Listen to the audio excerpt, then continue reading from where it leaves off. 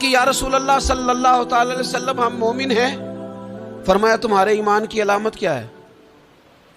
انہوں نے عرض کی یا رسول اللہ رب نعمت دے تو شکر کرتے ہیں، آزمائش ڈالے تو صبر کرتے ہیں، اللہ کے فیصلوں پہ راضی رہتے ہیں.